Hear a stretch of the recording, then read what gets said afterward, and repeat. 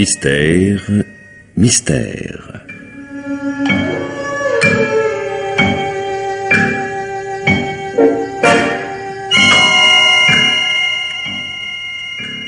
Pierre Billard a choisi pour vous ce soir La Parque Blême, un film radiophonique de Jean Châtenay.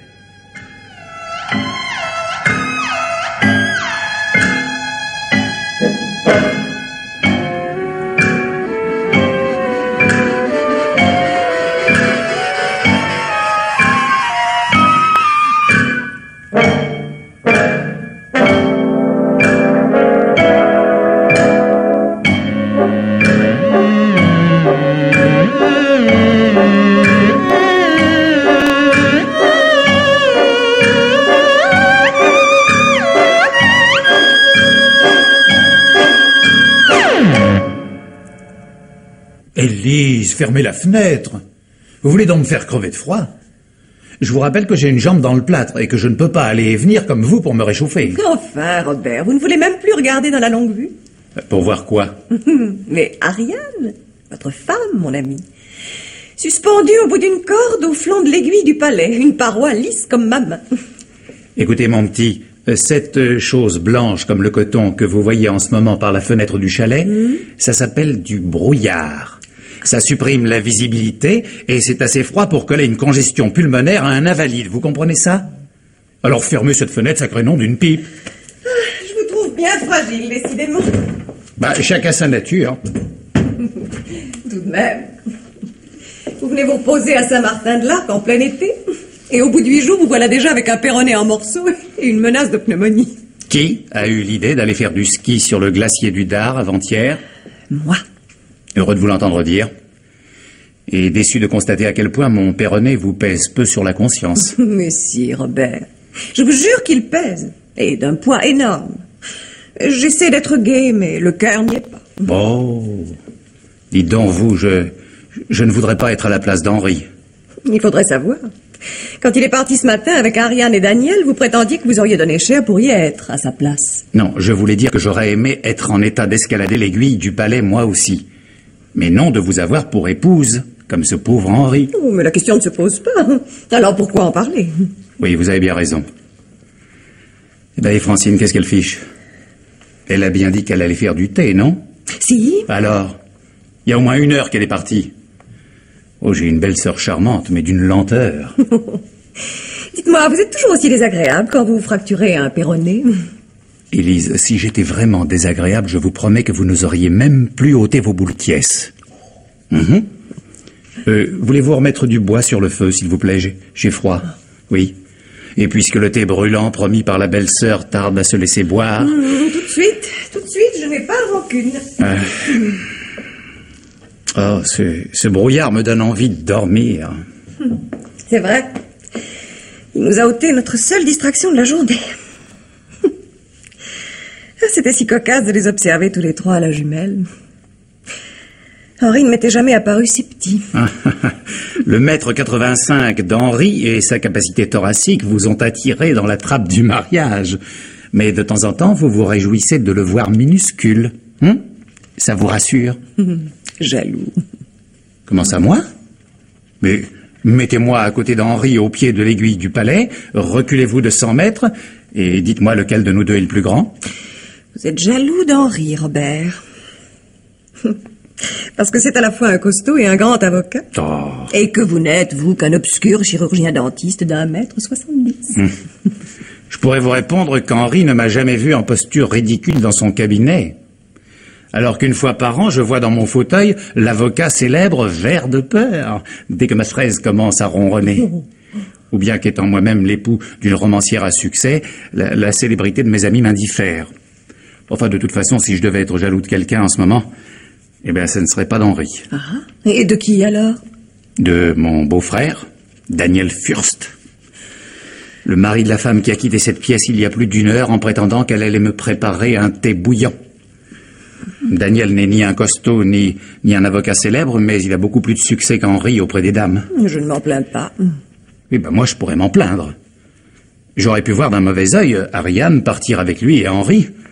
pendant que je restais cloué au chalet, avec ma patte folle dans une gouttière, plus Francine et vous.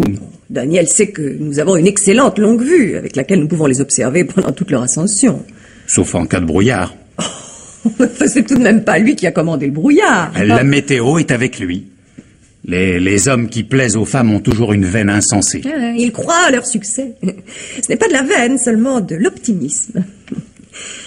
Enfin, de toute façon, si Daniel avait des vues sur Ariane, il y aurait toujours Henri entre eux, brouillard ou pas. Oui.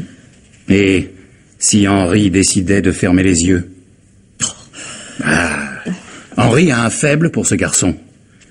Quand il a obtenu son acquittement il y a 5 ans, on aurait pu croire qu'il s'en tiendrait là. C'était déjà un véritable miracle. Mais Henri est allé plus loin. Daniel Fürst était un être asocial, farouche, avec des réactions animales, de l'instinct à la place de l'intelligence, et de l'agressivité pour tout sentiment. Henri en a fait un homme comme les autres. Plutôt mieux que la plupart des autres. Son instinct et son agressivité sont devenus des qualités exceptionnelles. Tenez, il est capable de vendre n'importe quoi à n'importe qui. C'est le vendeur auquel on n'échappe plus quand son instinct le fait tomber sur vous.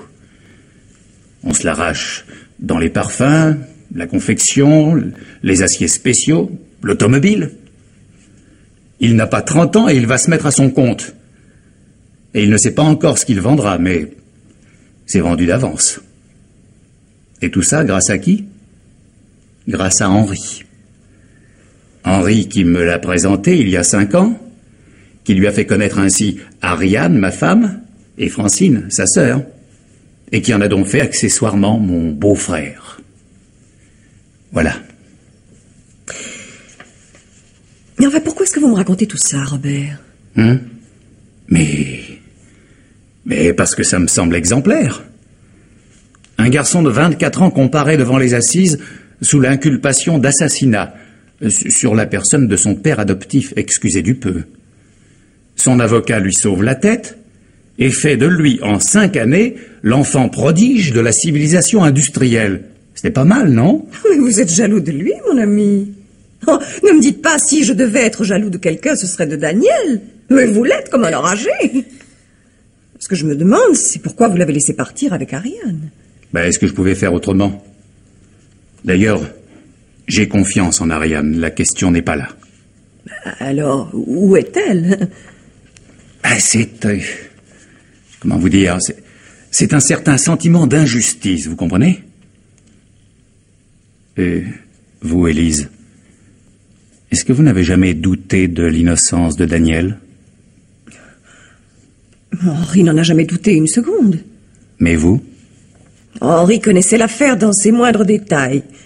Et il était convaincu qu'il sauverait Daniel. Par conséquent... Ne me dites pas que ça vous suffit. Une femme qui prend plaisir à voir son mari minuscule dans une lunette ne partage pas de gaieté de cœur toutes ses opinions. Je n'étais qu'une des secrétaires d'Henri à cette époque. Nous sommes mariés des années plus tard. Ah bon? À cette époque dont vous gobiez bêtement tout ce que le maître vous racontait. Vous savez que vous êtes vraiment impossible quand vous vous y mettez. La fraise du dentiste est un instrument impossible, mais bien utile. Les douleurs qu'elle cause ne sont rien auprès de celles qu'occasionne une fluxion si on laisse la carie faire son petit travail sournois. Vous m'ouvrez les yeux. Je comprends maintenant pourquoi les romans de votre femme ont tant de succès dans le grand public. Elle vous emprunte votre style, c'est ça. Tiens. Je n'y avais pas pensé. Vous voyez comme j'ai peu d'amour-propre. Mais à présent que vous me le dites, en effet, Ariane était aussi discrète que je suis bavard et elle m'écoute toujours parler avec beaucoup d'amusement. Bien, à part ça, vous n'avez pas de vanité. Elle a quelque chose en chantier en ce moment? Oui, un gros roman. Mais qu'est-ce que c'est comme histoire? Ça, je n'en sais rien. Je ne me permets pas de lire les manuscrits de ma femme. Je vois seulement le dossier sur son bureau avec le titre. Et ça s'appelle? La Parque Blême. Ça doit être gai. Pourquoi pas? Ariane a beaucoup d'humour. Et à part ça, vous n'avez pas répondu à ma question. Votre question? Oui, sur l'innocence de Daniel. Vous n'en avez jamais douté, vraiment?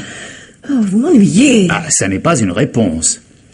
Mais c'est tout de même un aveu. Oui. Si ma question vous ennuie, c'est qu'il vous est arrivé de croire comme moi que le père adoptif de Daniel ne s'était pas pendu tout seul. Oh, vous devenez franchement odieux. Mais je prétends seulement que toute vérité est bonne à dire. Surtout quand on n'est que deux pour l'entendre. Alors? Vous ne m'avez toujours pas répondu? Pour vous, Daniel était-il innocent, oui ou non? Si je me souviens bien, Henri a eu toutes les peines du monde à obtenir l'acquittement. Mais la justice doit prouver la culpabilité d'un accusé, non pas attendre de lui qu'il prouve son innocence. Ah oui, l'argumentation d'Henri ne s'écartait pas de ce principe, et c'est pour moi toute la question. Comme pour vous. Comme pour Henri lui-même, j'en suis certain. Mais qu'est-ce que vous voulez dire? Que la justice n'a pu prouver la culpabilité de Daniel Fürst, d'où son acquittement. Qui correspond parfaitement à mon propre sens du droit et de la justice, je m'empresse de le dire. Ah, vous vous empressez. Au bout d'une demi-heure. Avouez que vous avez une curieuse notion de l'empressement. Hein? Oui, c'est vrai. Tenez, la même que celle de Francine, qui s'empresse de me faire du thé depuis je ne sais plus combien de temps. Et est-ce qu'un avocat peut vraiment croire que son client est innocent si ce client ne lui fournit aucune preuve décisive de son innocence? Est-ce qu'il peut le croire vraiment si la seule raison de son acquittement est l'absence de preuves décisives de sa culpabilité? Alors que d'autre part, tout est contre lui. Le mobile, l'occasion, les circonstances, la chronologie des événements, sans même parler d'une évidente prédisposition à la violence. Il y aura toujours un doute, Élise. Pour Henri. Pour vous. Et pour moi. Et je souhaite que l'avenir ne me démontre pas que j'avais raison de douter de Daniel Fürst. Et le fait qu'il ait épousé l'an dernier la sœur de ma femme n'y change rien. Bah, on peut bien vivre avec un doute, n'est-ce pas? Douter de l'innocence de son beau-frère est tout de même moins grave que de se demander s'il y a encore un bon Dieu. Et le fait que ce beau-frère douteux soit actuellement au flanc de l'aiguille du palais, avec ma femme et votre mari, au milieu de ce brouillard plus épais que la toison d'un mérinos... Taisez-vous, voilà Francine. Et si je lui posais la question à elle? Parce que vous allez vous taire, enfin. Ah, eh ben Francine, enfin. Vous savez, je commençais à trouver le temps long, je te le jure. Eh ben, où est le thé? Il n'y a pas de thé. Quoi, tu n'es pas allé en chercher? Mais voyons, j'ai acheté une boîte de Darjeeling hier matin. Je n'en ai pas fait. Bah alors, qu'est-ce que tu fabriques depuis 2 heures, s'il te plaît? J'ai lu. Ceci. Francine. Qu'est-ce que c'est? La Parque Blême. Un roman. Ah, le manuscrit de votre sœur. Mais dis donc, tu as un certain toupet. Je ne me suis jamais permis d'ouvrir un manuscrit d'Ariane sans qu'elle m'ait invité à le faire. Et toi? Mais moi, je suis une femme. Curieuse et indiscrète. Quand je vous ai quitté tout à l'heure, je suis entrée dans la chambre d'Ariane pour lui emprunter des cigarettes. J'ai vu le manuscrit sur le bureau, je l'ai lu. Je crois que j'ai bien fait. Et elle dit ça, tranquillement? Et tu n'as pas regardé mon courrier pendant que tu y étais? Non, ce n'était pas la peine. Je venais d'en apprendre assez pour que ma curiosité naturelle soit satisfaite. Jusqu'à la nausée. Mais dites-moi, ça a l'air sérieux. C'est votre biographie, ma petite Francine? C'est un vrai roman, Élise. Mais un roman à clé. Voulez-vous que je vous en lise quelques pages? Je crois que vous n'aurez aucun mal à ouvrir les serrures. Écoute, Francine, je trouve ça très déplacé. Si ta sœur apprend que nous avons lu son roman, elle est capable de... Elle est capable de tout, c'est vrai. Ce manuscrit en fournit la preuve. Mais qu'est-ce que c'est que cette histoire, enfin? Mais lisez, Francine. Si Robert a trop de scrupules, nous pouvons passer dans la pièce à côté. Si vous voulez. Non, puisque le mal est fait, autant que je sois au courant. Je pourrais au moins limiter la casse si Ariane apprend que... Oh, Tartuffe. Élise, faites-moi la grâce de croire que ma bonne foi... Oui. Lisez donc, Francine, maintenant que vous nous avez mis en appétit. Oh, ne soyez pas trop gourmande. Je ne sais pas si le récit d'Ariane sera tellement à votre goût. Ah, vraiment? Vous voulez dire qu'elle parle de moi? Je vous ai prévenu que c'était un roman à clé. Alors, je peux commencer? Oui, je te conseille même de faire vite, ils ne vont plus tarder à rentrer. J'en suis moins sûre que toi. Hein? Non, mais tu ne crois pas que tu y vas un peu fort? À qui veux-tu faire peur? Ce n'est pas moi, c'est Ariane. Écoute ce qu'elle a mis en tête de son roman. D'abord, 2 vers de La Fontaine. La main des parcs blême. De vos jours et des miens se joue également. Ah oui, le vieillard et les 3 jeunes hommes. Je l'ai su par cœur autrefois. Quant au parc, si vous voulez que je vous dise... Inutile, c'est prévu. Pour les anciens, 3 déesses filaient, dévidaient et tranchaient le fil de la vie des hommes. Celle qui filait se nommait Cloto, celle qui dévidait l'Achésis et celle qui tranchait Atropos. Bravo. Ensuite? Je vous lis le début. David O'Hara est arrivé ce matin de Yougoslavie, où il vient de terminer le tournage d'une nouvelle version de Crime et Châtiment. Le metteur en scène est italien. L'actrice qui joue Sonia est allemande. Le juge Porphyre est un acteur français. Et Raskolnikov, c'est David O'Hara, irlandais acclimaté aux États-Unis. Le seul russe de l'équipe, si l'on accepte Dostoïevski, c'est le décorateur Korolenkov, qui vit en Italie depuis 40 ans. David m'a raconté tout ça en prenant tous les accents, sans se dérider comme il sait le faire. J'étais morte de rire. La chaleur est accablante ce matin à Beverly Hills. Jonathan s'est envolé hier matin pour Cincinnati, où il doit opérer le sénateur McLeod d'un ulcère double à l'estomac.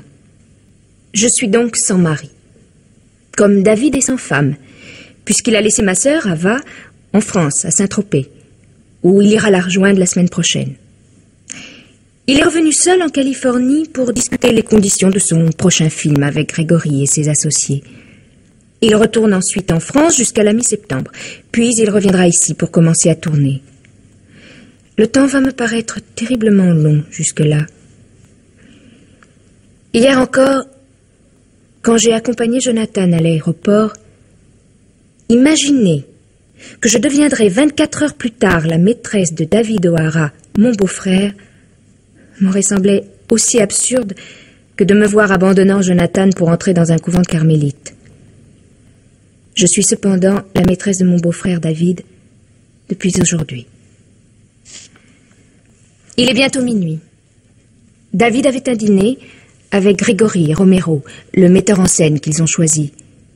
Il n'a pas pu se dégager, mais il m'a promis de ne pas s'attarder avec eux et de venir me retrouver aussitôt. Je l'attends. Et alors? Tu ne comprends pas? C'est le début d'un roman qui semble se situer à Hollywood, dans les milieux du cinéma, où les femmes trompent leur mari avec de beaux acteurs qui sont aussi leurs beaux-frères. Je ne rafale pas de ce genre d'histoire, mais Ariane s'en est fait une spécialité. Et 100 000 lectrices l'attendent à chaque nouveau volume pour lui crier leur admiration et déverser de l'or sur son compte en banque. Et je ne vais pas m'en plaindre, mais je ne vois pas ce que ça a de troublant. C'est bien ce que je dis. Tu ne comprends rien à rien. Oui, mais vous ne nous aidez pas à comprendre, Francine. Enfin, de quoi s'agit-il? Ariane nous montre un acteur qui séduit sa belle-sœur un jour de grosse chaleur à Beverly Hills. Et puis...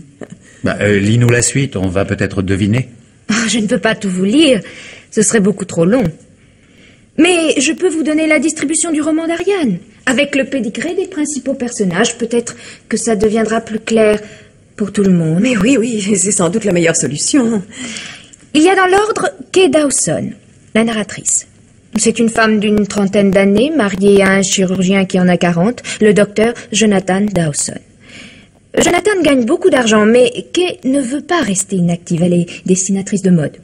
Ses modèles ont un succès fou et lui rapportent une fortune. Pour tout dire, le percepteur est devenu un personnage essentiel de la vie de Jonathan et Kay Dawson. Oh là, le percepteur, je connais ça. N'est-ce pas? Comment? Imagine Jonathan dentiste au lieu de chirurgien. Et Kay romancière plutôt que dessinatrice de mode. Et si Beverly Hills devient Neuilly?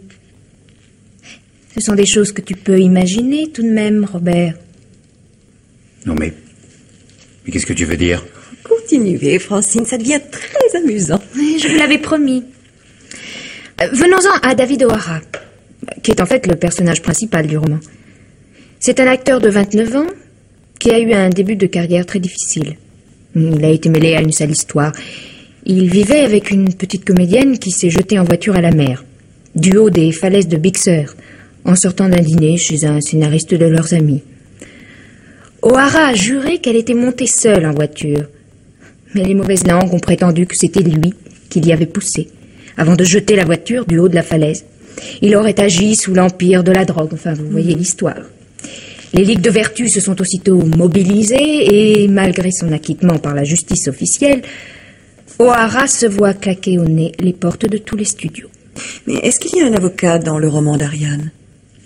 Ah, je vois que vous commencez à accrocher, Élise. Et toi, Robert? Attends, une question après l'autre. Élise te demande s'il y a un avocat dans la Park Blême. Alors non. Il n'y a pas d'avocat. Ah bah c'est déjà un point. Il n'y a pas d'avocat pour sauver O'Hara de la chaise électrique. Comme il y en a eu un pour sauver Daniel Fürst de la guillotine après la mort de son beau-père. Mais il y a un producteur de cinéma, nommé Grégory. Celui dont Kay parle au début de son roman. Grégory a une profonde admiration pour le talent de David. Et il se moque de l'opinion des ligues de vertu. 2 ans après la mort de la starlette, Grégory redonne sa chance à O'Hara, en lui confiant le rôle de Heathcliff dans un remake des Hauts du Hurlevent. C'est le triomphe. Et grâce à Grégory, O'Hara se hisse en quelques brèves années au niveau des têtes d'affiche du cinéma américain. Enfin, pour en terminer avec les antécédents de ce personnage, apprenez qu'il a épousé, 6 mois avant le début du livre, une certaine Ava, qui n'est autre que la sœur de Kay Dawson. Et Grégory, le producteur? Le sauveur, vous voulez dire? Grégory et Jonathan Dawson sont de vieux amis. Ils se sont connus étudiants à l'université de Berkeley. Ils ont une passion commune pour la pêche aux gros poissons, le ski et l'alpinisme. Pour l'alpinisme? Oui. Cette manie étrange qui pousse certains hommes à escalader des tas de cailloux pour y planter des drapeaux. Grégory et Dawson ont tant d'amitié l'un pour l'autre qu'ils habitent des villas voisines à Neuilly. Je veux dire, à Beverly Hills. Vous n'avez jamais eu envie de quitter Neuilly, Élise, depuis que vous êtes mariée avec Henri? Il est vrai que vous ne voudriez pas lui faire de la peine. Et il est si attaché à Robert. Et Robert sait se tenir chez lui, n'est-ce pas? Bien qu'il y ait juste un mur couvert de rosiers entre vos 2 maisons. On t'a demandé de raconter ce qu'il y a dans ce manuscrit, Francine. Nous n'avons rien à faire de tes commentaires. Tu as raison. Les commentaires, c'est vous qui les ferez bientôt. De vous-même, je suis tranquille. Est-ce que Grégory est marié? Non. Enfin, pas au début du livre, je veux dire. Et puis un beau jour... Mais je préfère vous lire le passage. Le style d'Ariane est meilleur que le mien. Grégory a fait éruption chez nous à 8h ce matin. Jonathan avait eu une urgence au milieu de la nuit et s'était couché à 5h. Ni cela, ni mes supplications n'ont empêché Grégory d'ouvrir la porte de la chambre de Jonathan, de le secouer jusqu'à ce qu'il ouvre un œil et de crier « J'épouse Sandra à 10h, tu es mon témoin, habille-toi en vitesse. » 2 heures plus tard, Bill Grégory avait pris pour épouse, devant Dieu et le juge Walcott, la charmante Sandra Marshall. Jonathan a 10 ans de plus que moi, c'est beaucoup. Bill Grégory, lui, a 17 ans de plus que Sandra. C'est beaucoup trop. Sandra a travaillé autrefois comme secrétaire aux relations publiques de Gregory Pictures. Puis elle a disparu, pour reparaître 2 ans plus tard, mais sans rien sur le dos, à la triple page centrale d'un magazine pour hommes. Encore le goût du défi chez Grégory. Aller chercher et épouser une fille dont les avantages sont placardés dans les chambres d'1 million de célibataires et de GIs. Dans la situation de Grégory, il fallait le faire, et il l'a fait. Quelle garce! Quoi? Qu'est-ce qui vous prend, Élise? Oh, ne faites pas l'idiot, vous, hein? Non, j'imagine ce que ressent Élise. Il est désagréable de voir rappeler dans un roman promis à un gros tirage qu'on a commis une erreur de ce genre un jour où l'on avait besoin d'argent. Et quelle erreur? Ah, tu veux parler du mariage d'Élise avec Henri? Non, je parle de ces photos qu'Élise a laissé publier d'elle il y a quelques années. Si je peux me permettre un commentaire, Ariane est jalouse. Purement et simplement jalouse. Car ce n'est pas à elle qu'on n'a jamais demandé de poser dans cette tenue. Évidemment. Non mais dis donc, ta sœur n'a rien à envier à Élise. Oh, que si, mon pauvre Robert. Non, mais je crois que nous en avons assez entendu les uns et les autres. Hein? Attendez, une seconde. Je ne saisis pas grand-chose de cette histoire depuis le début. Si La Parque Blême est un roman à clé, il faut faire un bilan provisoire. Sinon, nous n'y comprendrons jamais rien. Oui, mais enfin, croyez-vous que ce soit nécessaire? Ah oui, et j'y tiens. Alors, qui est qui et qui fait quoi là-dedans? Eh bien, c'est simple. Grégory, c'est Henri. Sandra, c'est Élise. David O'Hara, c'est Daniel. Ava, la sœur de Kay et la femme d'O'Hara, c'est moi. Kay, c'est Ariane, bien sûr. Et Jonathan, c'est toi, Robert. Bon, je te suis. Donc on peut dire que... Mais Ariane raconte au début que Kay devient la maîtresse d'O'Hara pendant une absence de Jonathan. Tu assistais à un congrès à Londres. Moi, Daniel m'avait laissé à Cadaqués pour revenir discuter un contrat avec un Suédois à Paris. Et pendant ce temps-là, Daniel, avec Ariane... Puisque c'est elle qui le raconte. Oh, le salaud! Le salaud! Je vous disais que c'était un salaud, Élise! Dès la première fois où je l'ai vu, je l'ai senti. Une fripouille! Non, je vous en prie, n'oubliez pas que vous parlez devant sa femme. Oui. N'oublie pas. Je suis sa femme. Mais qu'est-ce que j'en ai à fiche? Ariane est ma femme, à moi! Je l'aime, et cette crapule! Mes enfants, vous allez voir comment ça va tourner. Non, peut-être pas exactement comme tu l'imagines, Robert. Écoute la suite. Vous aussi, Élise. Non, merci, je vais prendre Mais restez. Je vous jure que ça va vous passionner jusqu'au bout. Je poursuis. Comme on dit, il fallait le faire, et Grégory l'a fait. Mais ce que David O'Hara a fait par la suite à Bill Grégory, son bienfaiteur, son sauveur, son père, cela aussi il fallait le faire. Et je ne vois guère que David qui en soit capable. Il y a maintenant 3 mois que Grégory a épousé Sandra. Or, depuis un mois, David n'est plus le même avec moi. Il a commencé par me raconter je ne sais quoi, qu'il voulait remettre toute sa vie en question, qu'il traversait une sorte de crise mystique, qu'il avait besoin d'un retour complet sur lui-même. Il avait honte du tort qu'il causait à Jonathan et à Grégory à travers moi. Pour un peu, il m'aurait parlé d'ascétisme. Lui. C'était Casanova, racontant gravement à sa 101e maîtresse qu'il avait prononcé des vœux d'éternelle chasteté. Bref, David a fini par me faire comprendre qu'il ne voulait plus me voir. Je me suis demandé ce que ça signifiait jusqu'à la semaine dernière. Nous nous sommes trouvés ensemble, toute l'heureuse petite bande, comme dit ce brave Jonathan. Nous nous sommes donc trouvés tous ensemble à la soirée de Barbara Gray, qui fêtait le dernier jour de tournage de Bang Bang, un film de guerre où elle chante et danse comme c'est la mode à présent. J'ai surveillé David et il m'a semblé qu'il y allait un peu fort sur le champagne pour un ascète. Ensuite, il a disparu.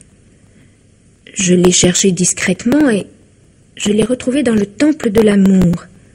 Oh, cette horrible chose en marbre rose que Barbara a fait construire dans le parc de sa villa derrière une piscine en forme de cœur percée d'une flèche. Il y avait quelqu'un avec David dans le temple de l'amour. Le lieu étant obscur, je ne pouvais pas deviner qui se tenait dans les bras de David. Je devinais seulement quelqu'un qui l'embrassait avec passion. C'est seulement quand ils se sont séparés pour rejoindre les invités par des voies détournées et à quelques minutes d'intervalle que j'ai reconnu la personne. J'étais cachée derrière un massif de bougainvillées. Elle est passée à 2 mètres de moi. C'était Sandra Grégory. Passionnant, non? Une minute. Sandra Grégory, c'est la femme du producteur, hein? Exactement. Et le producteur, c'est l'avocat Henri et sa femme. Ouf. Tout est clair. Élise. À la soirée des Berthelot. Oh, Élise. Je vous en prie, ne soyez pas ridicule. Mais Élise, vous ne dites pas non? Je ne sais pas mentir. Et puisqu'Ariane sait la vérité, à quoi bon? Mais Élise, vous ne comprenez donc pas ce que votre attitude a d'effrayant pour moi? Si c'est la vérité pour vous, c'est aussi la vérité pour Ariane? Cette canaille de Fürst! Avec Ariane d'abord, et ensuite avec vous? Oh non, non. Non, c'est monstrueux. Monstrueux, monstrueux, je ne vois vraiment pas en quoi. Hein?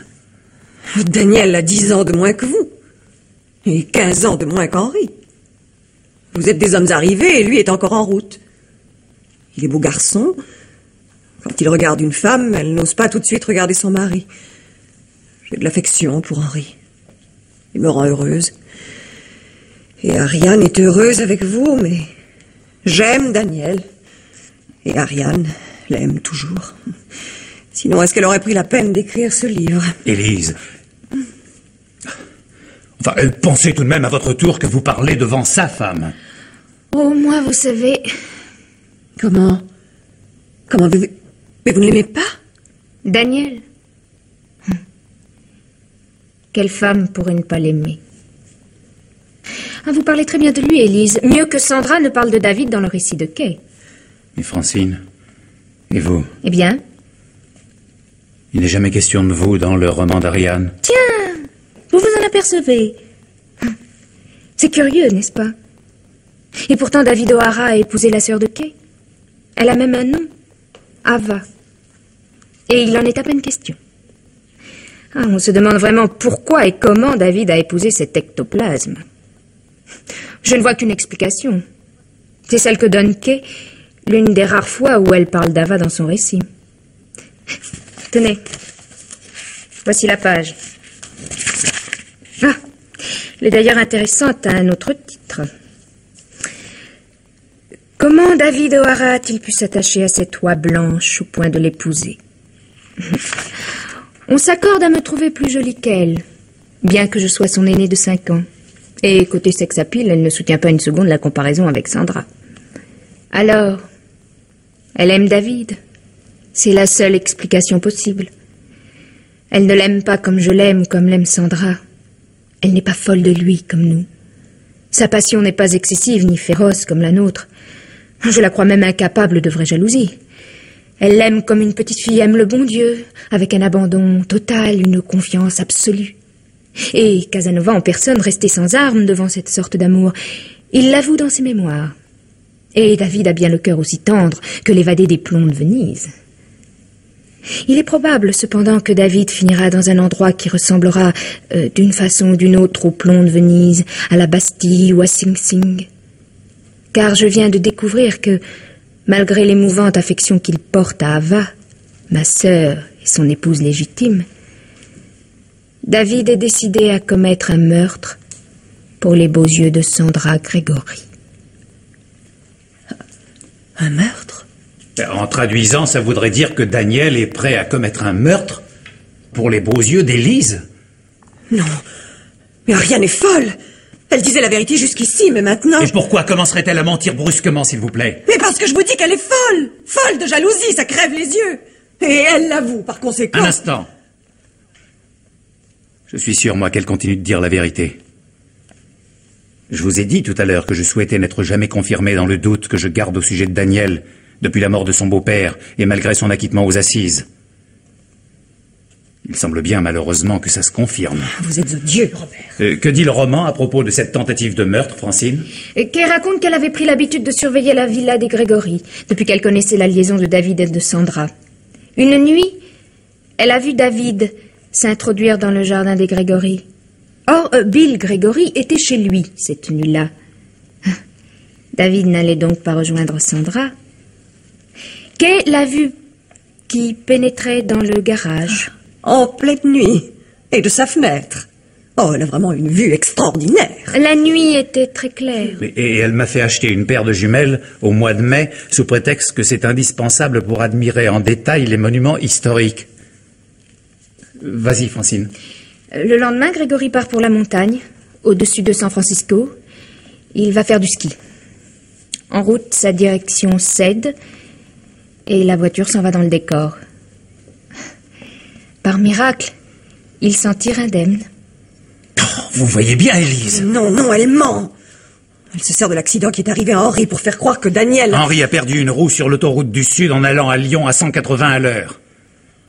C'est un accident qui n'arrive jamais à une voiture neuve et il avait la sienne depuis le mois de février. Il avait crevé la veille en plein Paris. Il avait changé cette roue-là justement. Il a oublié de resserrer les écrous à fond et en roulant à une vitesse pareille, mais enfin c'est lui-même qui l'a dit. Daniel savait qu'il devait aller à Lyon par vous. Il savait qu'Henri n'avait pas acheté une voiture pareille pour rouler à 60 sur les autoroutes. Il lui suffisait d'entrer dans le garage pendant la nuit et de desserrer les écrous d'une des roues. Mais c'est grotesque. Vous n'avez aucune preuve. Et Ariane non plus. Vous osez porter contre Daniel une accusation aussi énorme. Et d'ailleurs, pourquoi voulait-il tuer Henri, hein? Pourquoi? Qu'est-ce que la mort d'Henri pouvait lui rapporter? Dites-moi, dites-moi. Écoutez ce qu'en pense Keda Hudson, Élise. Pourquoi? Je me suis posé la question dès que j'ai appris l'accident de Grégory. Dès que j'ai compris que David O'Hara avait essayé de tuer son sauveur, son bienfaiteur, son père. Et je suis arrivée à cette conclusion. Il l'a fait parce que Bill Grégory est son sauveur, son bienfaiteur, son père précisément. C'est la première fois de sa vie que David O'Hara éprouve à son tour une folle passion pour une femme. Et cette femme est l'épouse de l'homme sans lequel il ne serait rien. Si leur passion éclate au grand jour, si Sandra quitte Grégory pour vivre avec lui, c'en est fait de David O'Hara. La vieille histoire de la petite comédienne tombée de Big Sur dans la mer revient à la surface, avec le reste. Même si Grégory ne cherche pas à se venger, et il ne cherchera pas, le scandale sera tel, l'infamie de David si flagrante, qu'il ne s'en remettra pas. Une fois on pardonne, mais pas deux. Mais si Grégory mourait, et si quelques mois après sa mort, David épousait la jeune veuve de Bill, après avoir répudié sans tapage la transparente Ava, il y aurait là un instant bouleversant, un geste presque filial, quelque chose de très beau, dirait la presse, qui n'hésite jamais à afficher son amour des beaux sentiments et des belles choses.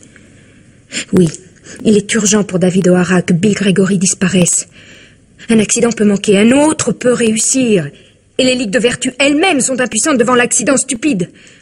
Toute l'heureuse petite bande ne va-t-elle pas à la montagne cet été? Ce qui suit a été écrit par Ariane depuis que nous sommes ici. Donne le manuscrit. Tu es vraiment curieux de savoir comment ça va finir? Je crois que c'est déjà fini. Mon pauvre Jonathan. Allez, donne-moi ça, tu m'entends? Mais donnez-lui ou dites-lui ce qu'il y a, Francine, pour l'amour du ciel. Figurez-vous qu'à peine la joyeuse petite bande arrivait quelque part dans les montagnes rocheuses, ce lourdeau de Jonathan attrape une méchante grippe.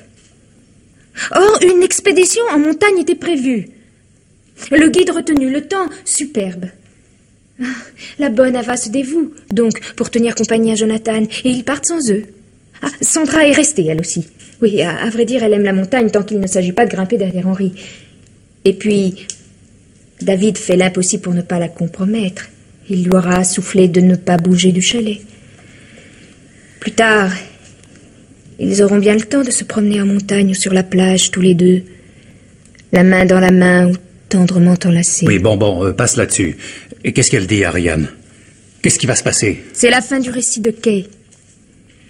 Tu es cloué dans ton fauteuil, avec Ava et Sandra, tandis que David, Grégory et Kay partent faire du rappel sur une pente bien raide du voisinage. Écoute.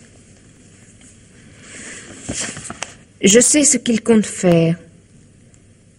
Je sais qu'il ne retrouvera jamais une pareille occasion de se débarrasser de Grégory, le sauveur devenu l'homme à abattre. Je ne sais pas encore comment il s'y prendra, mais ce dont je suis sûre, c'est qu'il n'arrivera pas à le tuer. Non, David ne tuera jamais Grégory.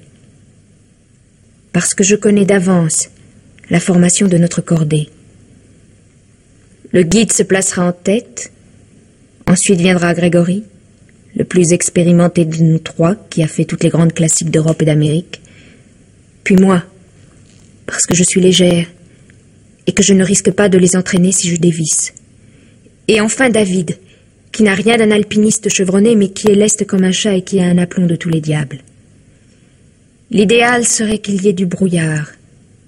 Je voudrais que ça ait l'air autant que possible d'un accident, à cause de Jonathan, qui est un garçon excellent et qui a su me rendre heureuse. Un accident le peinera moins qu'un crime. Il faudrait qu'il y ait un brouillard bien épais, un brouillard à couper au couteau, le couteau avec lequel je couperai la corde au-dessus de moi. Mon Dieu. Ariane. Je me laisserai tomber. Je tâcherai d'attraper David en tombant. Je voudrais bien mourir dans ses bras et qu'il meure dans les miens. Mais même si je le manque, la corde qui va nous lier l'entraînera derrière moi et nous mourrons ensemble, dans la même minute. Et plus personne au monde ne pourra me le prendre. Voilà. Ariane. Non, ce n'est pas possible. Faites quelque chose. Élise, Francine, remuez-vous, mon Dieu! Qu'est-ce qu'il faut faire? J'en sais rien, moi, prévenez les gendarmes qu'ils envoient une cordée de secours, un hélicoptère. Dites-leur ce qui se passe, qu'ils empêchent cette folle... De couper la corde? N'oublie pas, Robert. La main des parcs blême. De vos jours et des miens se joue également. Clotophile, Lachésis, David et Atropos tranchent le fil de la vie des hommes. Enfin, crois-tu qu'Ariane ait choisi le titre de son livre au hasard? Elle ne le fera pas, n'est-ce pas, Francine? Enfin, tout ça se passe dans l'imagination d'une femme jalouse qui est aussi une romancière et qui raconte... Qui raconte qu'un jour, le beau David O'Hara épousa la petite Ava qu'il aimait comme une petite fille aime le bon Dieu. C'est vrai, Élise, je l'aime. Oh, comme je l'aime. Je garderai son souvenir toute ma vie. Toutes les photos où on le voit contre moi. Le bras autour de ma taille. La maison ne bougera pas. Je garderai les meubles, les tentures et les fleurs qu'il avait fait venir pour moi la veille de notre départ pour la montagne. Non, non, Francine, je t'en supplie. Si tu continues, je vais devenir fou, moi aussi. Tiens. Regarde par la fenêtre. Hein? Mon Dieu! Daniel! Il monte vers le chalet. D'un côté marche Bill Grégory, voûté comme un vieillard malade. Lui si grand, si fort. De l'autre côté marche le guide, avec la tête de celui qui ne comprend pas comment ces choses peuvent arriver, malgré les précautions et l'expérience. Entre eux, les gendarmes qui portent 2 civières. Et sur les civières, 2 corps, cachés par des couvertures. Ils sortent du brouillard. Un brouillard à couper au couteau. C'est un accident, n'est-ce pas, Jonathan? Bien sûr, c'est un accident. Sinon, comment pourrait-on l'expliquer?